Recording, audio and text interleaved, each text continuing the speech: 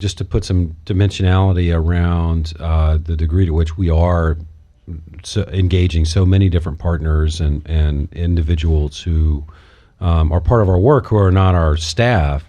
As I mentioned earlier, we have 700 partner organizations that get food from us and distribute it in the local community. We engage about 30,000 volunteers a year to help us pack food boxes or work in gardens or work out in our partner agencies. And of course, there are thousands of volunteers who are working in those 700 partner organizations that never touch the food bank. And so the way we kind of think about, how do you help all those people be productive and impactful is, the food bank is just kind of a platform that allows people to make a difference. Our mission is to engage, educate, and empower the community to fight hunger. And we're a big food distribution organization. We distribute 75 million pounds of food a year, but there's nothing in that mission statement about trucks or warehouses or even food. It's about community engagement. And so our job is to kind of give the community, those partners, volunteers, others, tools, information that allows them to be effective and impactful and making a difference around solving hunger. Yeah, that's really cool. And I think that's such an important distinction, because on the one hand, we could look at your organization and say, look at that supply chain network. I mean, it's kind of what it is. Right. But it's really not about that. It's about equipping people to make a difference in their communities. And I love the way you frame that. Yeah, and it also informs then the way we kind of make certain decisions about our organization. So if we're presented with a decision about, a change we want to make in our the way we distribute food, it's not simply about what's the right supply chain answer. It's about, is this going to also help our partners be able to do their work better? And so everything we're thinking about in terms of how we're sourcing food, what kind of changes we make in our procedures and processes around how you order food from us, how we engage volunteers. It's all about how are we ultimately making it easier for those different partner organizations that get food from us to do their work and make a bigger difference in the lives of the families that they serve. This sounds like best practice in using either a purpose or a mission statement to really guide the organization and guide all the constituents. Yeah, I think, if Bill were here, the guy who founded the food bank, he often talks about our work is about building a movement and kind of changing consciousness in the community. And I think I agree with that. I buy into that. What we're trying to do is to get more and more people, engage them in the hunger issue, help them be more aware of what are the causes, what are the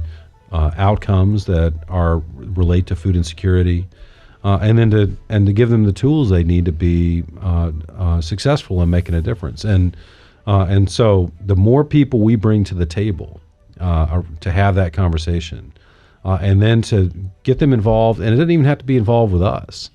It can be get involved in your local community in issues of housing, get involved in education programs, get involved in literacy, get involved in childcare.